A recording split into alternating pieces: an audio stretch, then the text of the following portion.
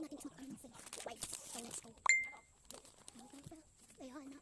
Kakatoothbrush ko lang kasi umalis kami. Punta ko sa kaya para bumili mga pagkain. Kasi yung akong mga pagkain bili guys. So let's go. Sunod na natin guys. Hindi ko may okay na siya guys kasi kay daddy ko to. Sa daddy ko to guys. Ito yung bagong dad ko guys. Ayan. Tutawin lang dito ang hawit ngayon. So let's go. Kapit ko. Look at. Ito yung akin. Ito, tsaka may white. Ito to, tsaka to, tsaka to, tsaka to. Tsaka may ganun, tsaka binili yung. Ayan. Tuturuan natin yung nanay namin. Maglikpit ng bed. So let's go. Yung binat.